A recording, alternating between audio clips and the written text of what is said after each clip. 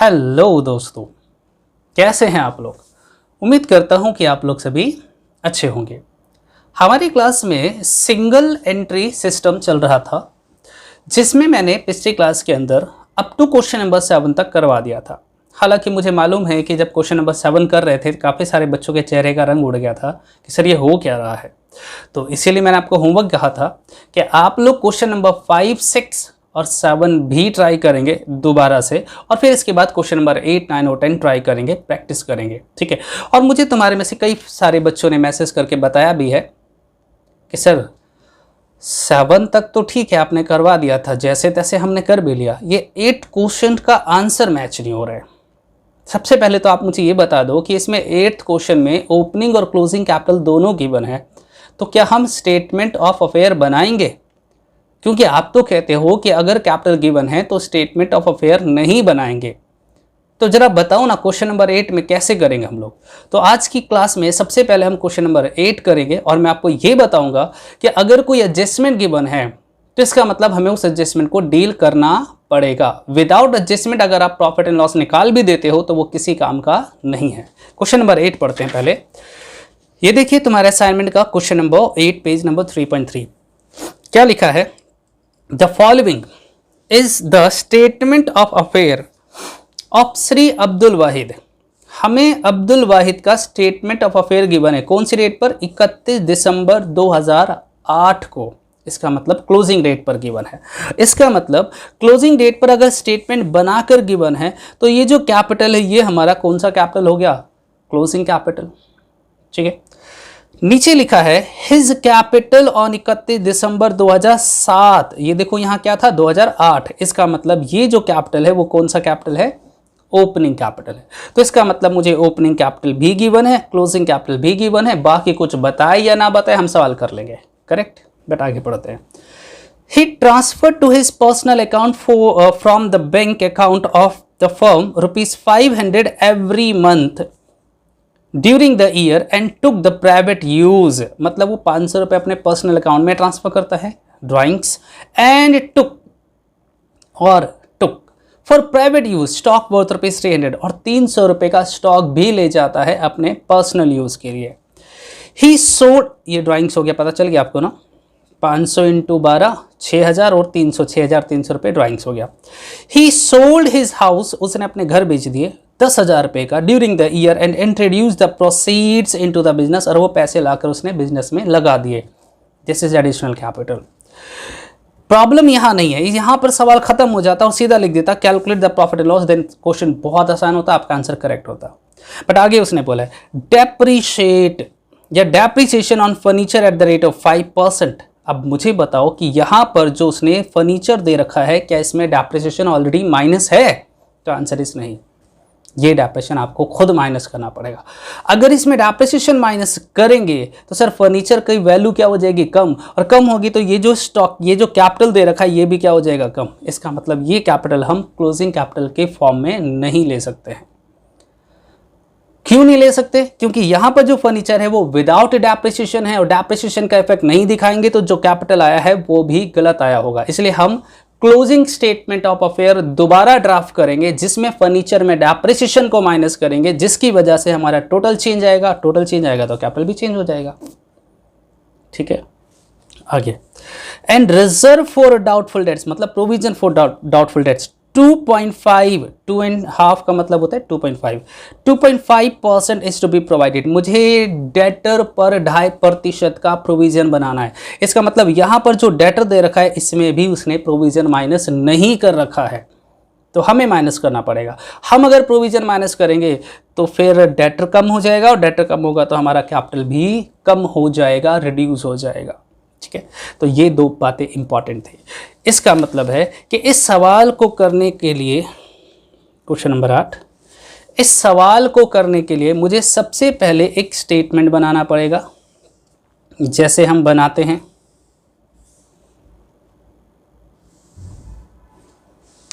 ऊपर लिखेंगे statement of profit and loss particular amount. सबसे पहले closing capital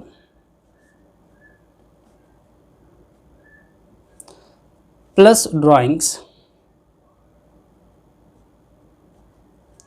minus additional capital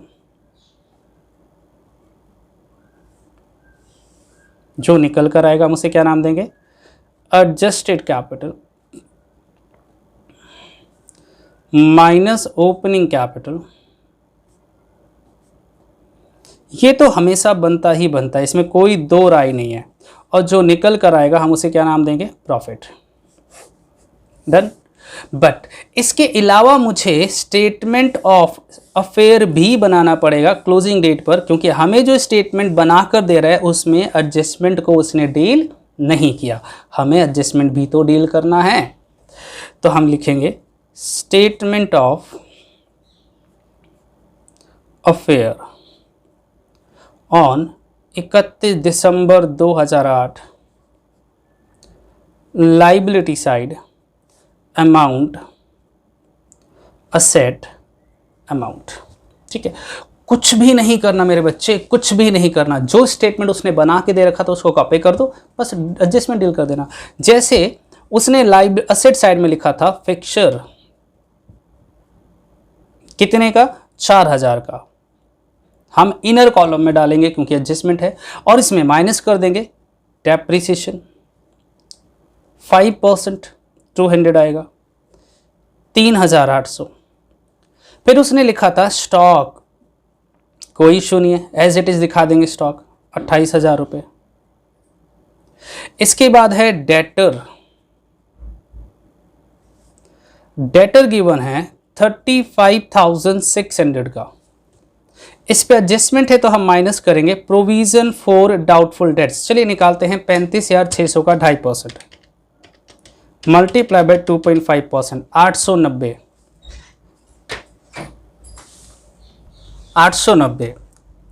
890।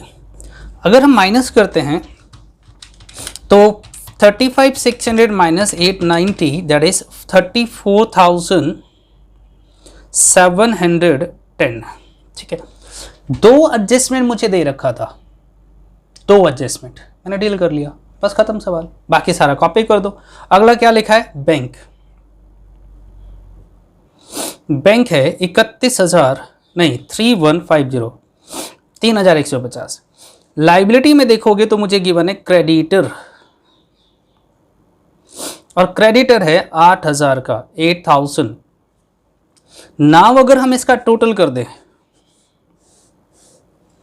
देखना टोटल कितना आ रहा है, तो ये आ गया 34,710 प्लस 3150 प्लस 28,000 प्लस 3,800, 69,660, 69,660 माइनस करेंगे 8,000 तो 61,660, और इसे क्या नाम देंगे, तो इसे हम लोग नाम देंगे capital. Yes, this is the closing capital. ये है वो क्लोजिंग कैपिटल जो हम statement of profit and loss में ट्रांसफर करेंगे। तो ये रहा मेरा statement of profit and loss, इसमें क्लोजिंग कैपिटल आ गया 61,660। ड्राइंग्स हमें मालूम था, आइए जरा एक बार कैलकुलेशन कर लेते हैं ड्राइंग्स की। वैसे कैलकुलेशन करने की जरूरत नहीं है, सवाल खुद बता रहा था, ओरल पता चल रहा है। 500 एवरी ईयर, हर साल 500 रुपये निकालता है हर महीने, तो पूरे साल में 6,000 और 300 का स्टॉक, 300 का स्टॉक, तो टोटल आ गया 6,300। ठीक है, एडिशनल कैपिटल के लिए उसने क्या बोला है कि 10,000 रुपये का वो क्या करता है, अपने घर हाउस बेचता है और वो पैसा बिजनेस में लगाता है, तो 10,000 रुपये एडिशनल कैपिटल आ गया। ओपनिंग कैपिटल मुझे ऑलरेडी दे रखा था, कितने का, 42,960। ये देखिए ओपनिंग कैपिटल, हिज कैपिटल 2007 का। हाँ बताओ, सवाल में कुछ था, बोलिए। नहीं सर, बस एडजस्टमेंट को डील करके जो कैपिटल आता है वो लेना था। तो ये आ गया 57,960 माइनस करेंगे 42,960, that is 15,000 is the profit of the business. It's a very very simple. बस उसने statement of profit and loss बनाकर दे रखा था और बच्चा कह रहा है सर जी ओपनिंग और क्लोजिंग कैपिटल दोनों दे रखा है, फिर भी आंसर नहीं आ रहा है, क्योंकि आपने जो क्लोजिंग कैपिटल लिया था वो विदाउट एडजस्टमेंट था, जबकि मुझे विद एडजस्टमेंट चाहिए। ठीक है, हाँ जी सर। तो एक काम करो, जल्दी से इसको कॉपी करते हैं और उसके बाद हम लोग एक छोटा सा सवाल और करेंगे। क्वेश्चन नंबर 9 है हमारे पास, क्विक स्पीड में कॉपी कीजिए। बच्चा कह रहा है सर ये तो हो गया, अगला दिखाओ। ये लो फिर, स्टेटमेंट ऑफ अफेयर कॉपी करो, स्टेटमेंट ऑफ अफेयर। फिर हम बात करेंगे क्वेश्चन नंबर 9 के बारे में। वैसे क्वेश्चन नंबर 9 अच्छा है, और क्वेश्चन नंबर 9 से हमें यह भी पता चल जाएगा कि हम किसी भी सवाल को स्टार्ट कैसे करते, डील कैसे करते, क्योंकि this is the longest question. Statement of affair का ये लॉन्गेस्ट क्वेश्चन है। इसके बाद क्वेश्चन नंबर 9 के बाद क्वेश्चन नंबर 10, क्वेश्चन नंबर 11, ये सिमिलर नेचर के हैं। फिर तो अगर आपको 9 समझ आ गया तो 10 भी आ जाएगा, 11 भी आ जाएगा, 12 भी आ जाएगा। सारे क्वेश्चन सिमिलर नेचर के हैं, बड़े आराम से आप उसे सॉल्व कर सकते हो। चलिए, आई होप कि आपने कॉपी कर लिया होगा। हम बात करेंगे क्वेश्चन नंबर 9 के बारे में। सुंदर सवाल है, अच्छा सवाल है। क्वेश्चन नंबर 9 पढ़े, ये देखिए। और ये बीकॉम रेगुलर 2003 में आया हुआ है, बीकॉम में आया हुआ है। ऐसे सवाल कहते हैं, Ghanshyam keeps his books on single entry. Ghanshyam अपने बुक्स को सिंगल एंट्री सिस्टम में मेंटेन करता है। ऑन 4 अप्रैल 2001, 1 अप्रैल 2001 को his position was as follows. इसका मतलब मुझे 1 अप्रैल 2001 की असेट्स और लायबिलिटी गिवन है, तो मुझे ओपनिंग स्टेटमेंट ऑफ अफेयर बनाना पड़ेगा। इसके बाद लिखा है, on 31 March 2002 his position was indicated below. अच्छा, क्लोजिंग कैपिटल भी नहीं दे रखा है, क्लोजिंग इंफॉर्मेशन दे रखा है, तो क्लोजिंग स्टेटमेंट ऑफ अफेयर भी बनाना पड़ेगा। और statement of profit and loss तो हम वैसे ही बनाते हैं, तो इसमें 3 इंफॉर्मेशन बन गया। कौन कौन सा बना के दिखाता हूँ। एक तो statement of profit and loss हम बनाएंगे जैसे नॉर्मली बनाते हैं।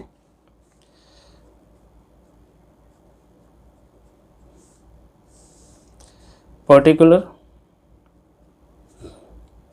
अमाउंट, क्लोजिंग कैपिटल,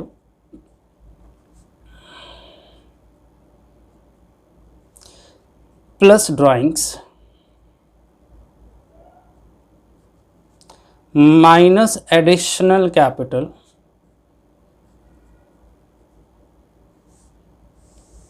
ये कहलाया एडजस्टेड कैपिटल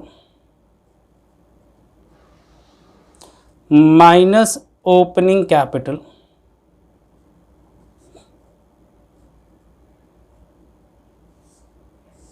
ये कहलाया प्रॉफिट। अगर पॉजिटिव आया तो प्रॉफिट और नेगेटिव आया तो लॉस। एक ये स्टेटमेंट हम ऑलरेडी बनाते हैं। एक स्टेटमेंट ऑफ अफेयर बनाएंगे हम ओपनिंग डेट का। ओपनिंग स्टेटमेंट ऑफ अफेयर जो भी इंफॉर्मेशन गिवन होगा वो हम इसमें पुट करेंगे। स्टेटमेंट ऑफ अफेयर ऑन 1 अप्रैल 2001 ये लाइबिलिटी साइड है, अमाउंट असेट साइड है और अमाउंट। इसके जस्ट नीचे हम बनाएंगे closing statement of affair. Sir ये लॉन्गेस्ट सवाल है। यस बच्चे, आसान है लेकिन लेंदी है। दूसरा स्टेटमेंट ऑफ अफेयर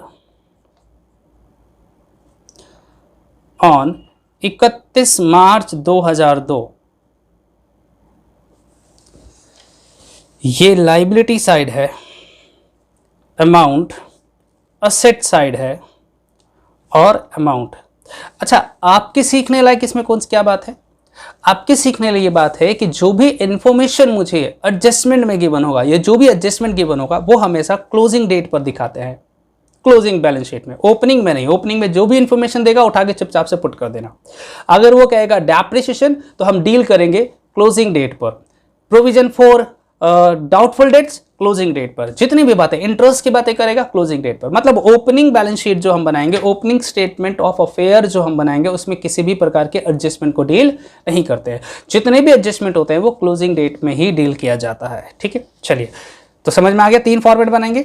अब हम बात करेंगे इसके एडजस्टमेंट के बारे में। देखो क्या लिखा है, he drew ₹500 at the end of every month. मतलब 500 रुपये हर महीने, तो पूरे साल का हो गया 6,000 रुपये। तो ड्राइंग्स आ गया हमारा 6,000 का। ठीक है, इसके बाद क्या लिखा है, ही इंट्रोड्यूस ₹25,000 एज एडिशनल कैपिटल, और एडिशनल कैपिटल है 25,000 का।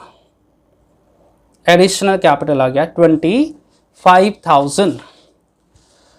आगे लिखा है depreciate plant at the rate of 10%, और डेप्रीशिएशन लगाना है प्लांट पे। तो ये देखो, ये दो इंफॉर्मेशन मुझे दे रखा है, यहां भी मेरे पास प्लांट है, ये देखो 20,000 का, और यहां भी मुझे प्लांट दे रखा है 45,000 का। तो कौन से प्लांट पे लगाएंगे? तो अभी 2 मिनट पहले क्या कहा था कि जितने भी एडजस्टमेंट होगा वो क्लोजिंग डेट पर लगाते हैं, ओपनिंग में नहीं लगाएंगे। तो हम इस वाले प्लांट पर डेप्रिसिएशन चार्ज करेंगे, ना कि ओपनिंग वाले प्लांट पे। ठीक है, बस एक ही एडजस्टमेंट है। और आगे लिखा है prepare a statement of profit and loss for the year 2001-2002 on the assumption that additional plant was purchase. Oh my God, देखो कहता है कि जो एडिशनल प्लांट हमने खरीदा है वो 1 अक्टूबर 2001 को खरीदा है। इसका मतलब डेप्रिसिएशन लगाते समय हमें थोड़ा सा ध्यान रखना पड़ेगा। चलिए, प्लांट की बातें बाद में कर लेंगे, बाकी सारी इंफॉर्मेशन तो ट्रांसफर कर ही सकते हैं ना। ओपनिंग बैलेंस शीट में दिखाएंगे क्रेडिटर, क्रेडिटर ये है 20,000 का। बैंक, कैश एट बैंक 10,800 का। सन्ड्री डेटर, सनी डेटर है 40,000 का। मैं फिलहाल ओपनिंग ही देख रहा हूं, अभी तक क्लोजिंग की बातें नहीं कर रहे। स्टॉक 10,000 का। और प्लांट, तो सर ओपनिंग प्लांट पे तो डेप्रिसिएशन चार्ज होगा नहीं, 20,000 बोला था, मैंने सारा का सारा 20,000 ट्रांसफर कर दिया। ठीक है, फिर ऑन 31 मार्च 2002, 31 मार्च 2002 क्या क्या गिवन है? Creditor, sundry creditor 35,000। Cash at bank, cash at bank 22,500। Sundry debtor, इस पे कोई एडजस्टमेंट नहीं है,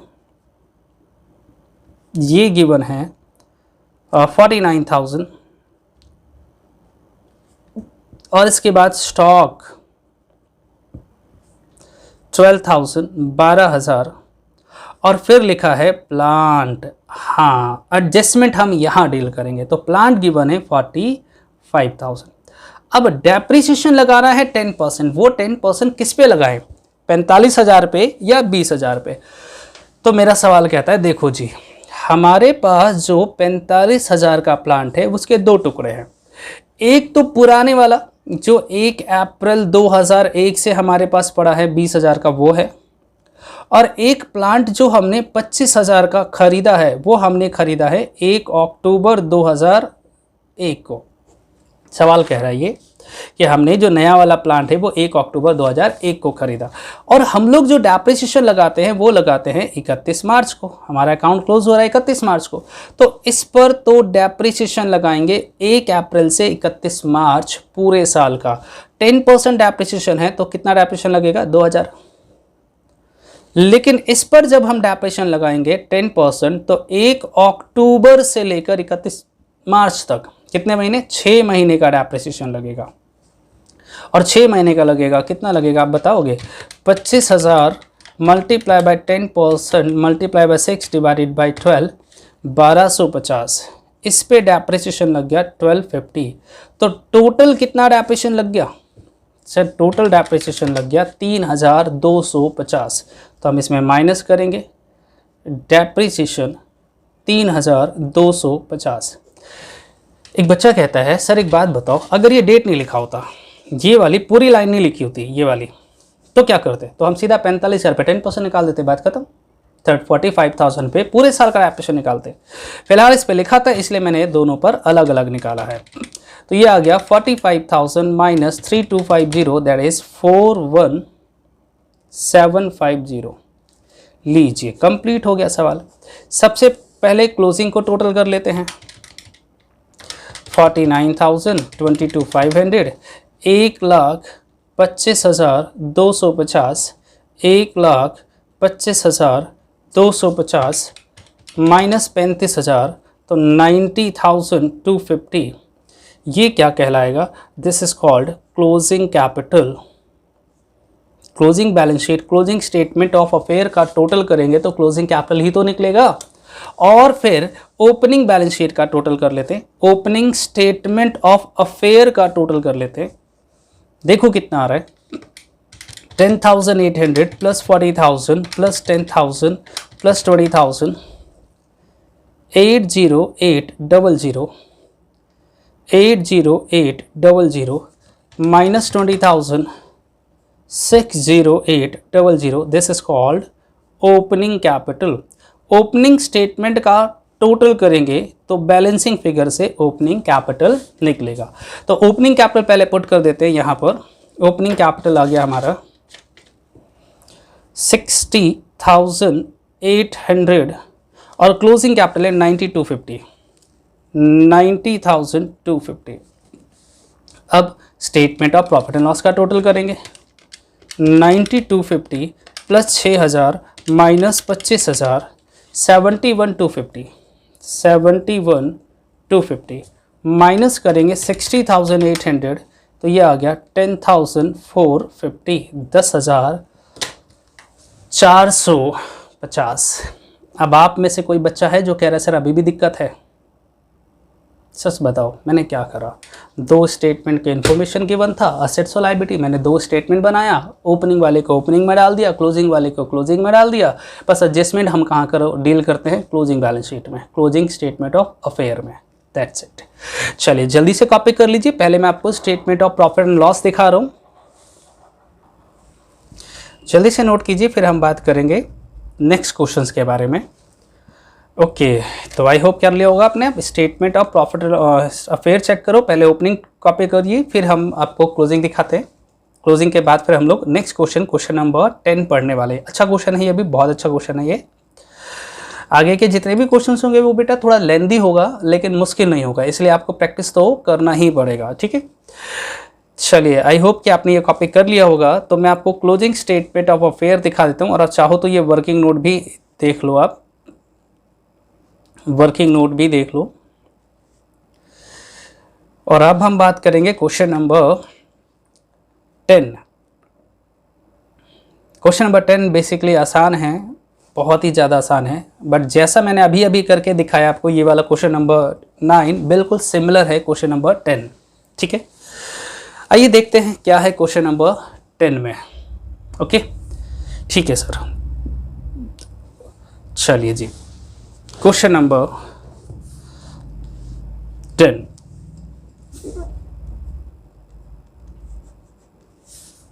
पढ़ें, ये देखो क्वेश्चन नंबर 10 क्या लिखा है। A retail trader had not kept proper books of accounts. एक रिटेल ट्रेडर है जो अपनी बुक्स को ठीक से नहीं बनाता है, प्रॉपर नहीं बनाता है। But from the following detail you are required to ascertain the profit और loss for the year ending 30 June 2007। Also prepare his statement of affair on that date. और आपको स्टेटमेंट ऑफ अफेयर भी बनाना है, वो तो हम बनाए बिना तो स्टेटमेंट निकाले भी नहीं पाएंगे। अब मुझे कुछ इन्फॉर्मेशन दे रखा है और कॉलम बनाकर है, एक जुलाई 2006 का और 30 जून 2007 का, मतलब ओपनिंग और क्लोजिंग। दो स्टेटमेंट बनाएंगे, असेट्स होगा तो असेट्स में डाल देंगे, लायबिलिटी होगा तो लायबिलिटी में ट्रांसफर करेंगे। स्टॉक इन ट्रेड गिवन है, sundry creditor, debtor, cash in hand, bank overdraft, bill receivable, furniture and fixture या fixture and fitting, motor van और बैंक बैलेंस। नीचे लिखा है the drawings during the year amounting to rupees 2400 drawings given है। Depreciate furniture and fitting, मतलब मुझे furniture and fitting पे adjustment है। 600 is irrecoverable from the debtor, मतलब डेटर पर भी एडजस्टमेंट है। 5% reserve for doubtful dates and ₹200 in respect of bill receivable, इसका मतलब बिल रिसीवेबल पर भी एडजस्टमेंट है। और सवाल कंप्लीट, मतलब क्या हुआ, आसान सवाल है। फिर तो 3 एडजस्टमेंट दे रखा है, डेटर पे, बिल रिसीवेबल पे और फर्नीचर पे। इनको डील करना है, वो भी कौन से बैलेंस शीट में करते हैं, तो क्लोजिंग बैलेंस शीट में करते हैं। दुनिया जानती है क्लोजिंग बैलेंस शीट में करते हैं। तो हम क्या करेंगे, सिंपल सा फॉर्मेट बनाएंगे। Statement of profit and loss का, opening statement of affair and closing statement of affair, सारा ट्रांसफर करेंगे और तीनों एडजस्टमेंट डील करेंगे, देन आंसर। कितना सिंपल सवाल है। आइए फटाफट करते हैं। मैं तो सोच रहा हूँ इसे स्पीड में करवाऊँ क्योंकि इसमें कुछ समझाने लायक तो है नहीं। एक statement of profit and loss, particular amount, closing capital, format याद हो गया ना, मेरे साथ साथ बना लो फॉर्मेट चाहो तो। Drawings minus additional capital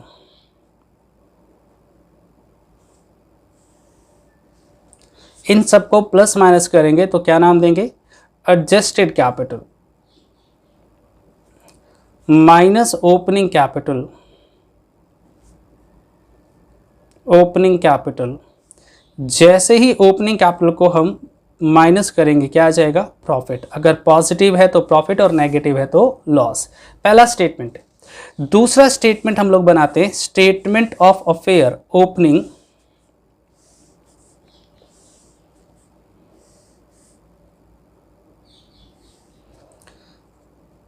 statement of affair on 1st July 2006, liability amount, asset amount। इसी प्रकार से दूसरा स्टेटमेंट भी हम बनाएंगे इसके जस्ट नीचे, नाम है स्टेटमेंट ऑफ अफेयर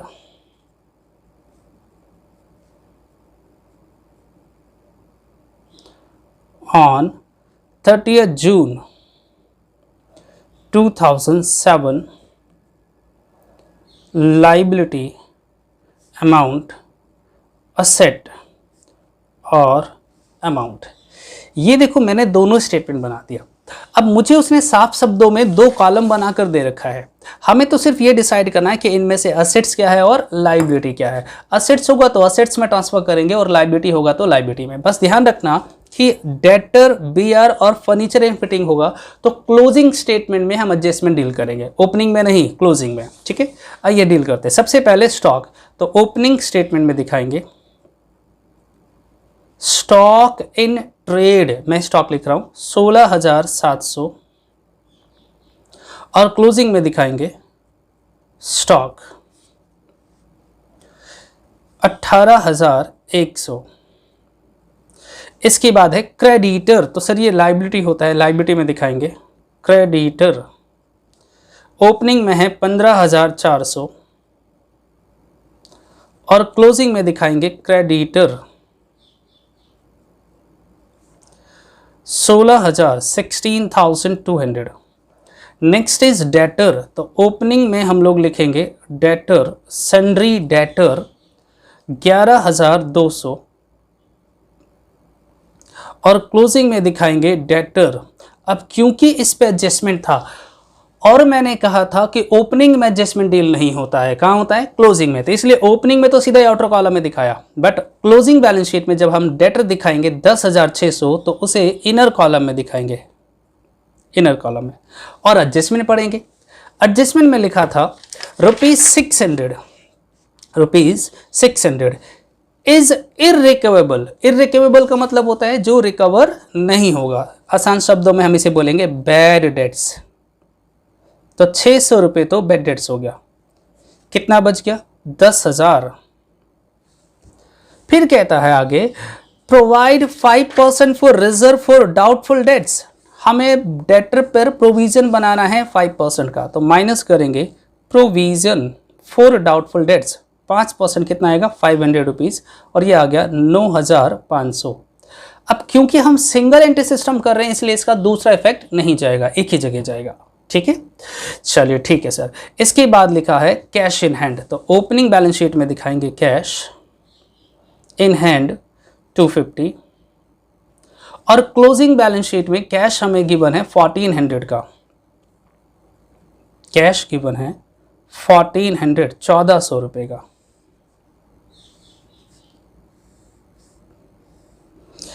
इसके बाद लिखा है बैंक ओवरड्राफ्ट ओपनिंग में 19,200 का है। अब ओवरड्राफ्ट तो लायबिलिटी होता है ना, तो 19,200 और क्लोजिंग में बैंक ओवरड्राफ्ट गिवन है नील। देखो बैंक ओवरड्राफ्ट ओपनिंग में 19,600 और क्लोजिंग में क्या है नील, मतलब नहीं दिखाएंगे। बिल रिसीवेबल ओपनिंग में 16,000 16,000 और क्लोजिंग बैलेंस शीट में बिल रिसीवेबल जाएगा,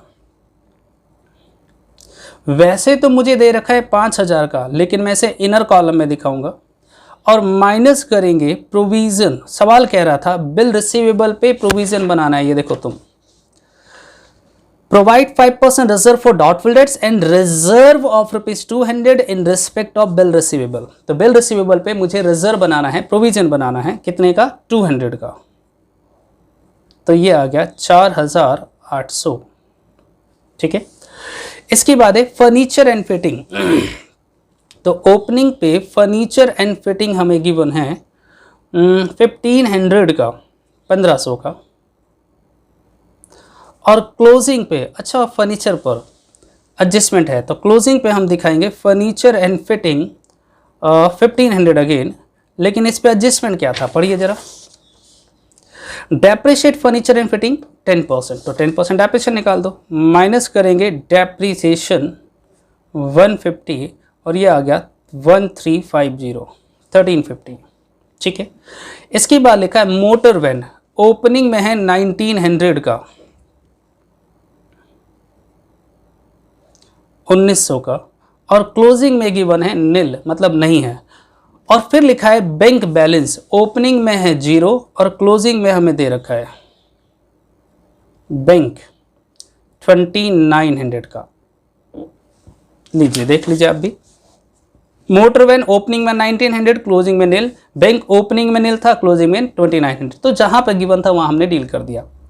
अब आगे लिखा था the drawings during the year amounting ₹2400, तो चलिए ड्राइंग भी हम पुट कर देते हैं 2400 का, 2400 का और सवाल मेरा हो गया खत्म। तो अब क्या करेंगे, जस्ट टोटल, पहले ओपनिंग स्टेटमेंट का टोटल करते हैं। ये देखिए ये ओपनिंग स्टेटमेंट आपको दे रखा है, टोटल कीजिए 16,700, 11,200, 250, 16,000, 1,500 और 1,900, 47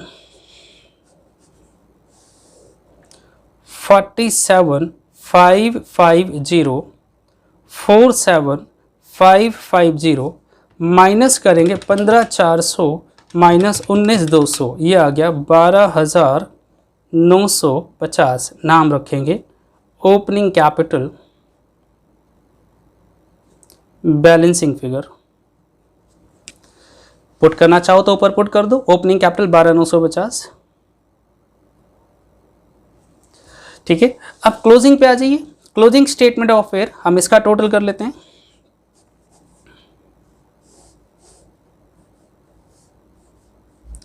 ठीक है, टोटल करते हैं 18,100 plus 9,500 plus 1,400 plus 4,800 plus 1,350 plus 2,900, यह आ गया 38,050, 38,050 और माइनस करेंगे 16,200, तो यह आ गया 21,850।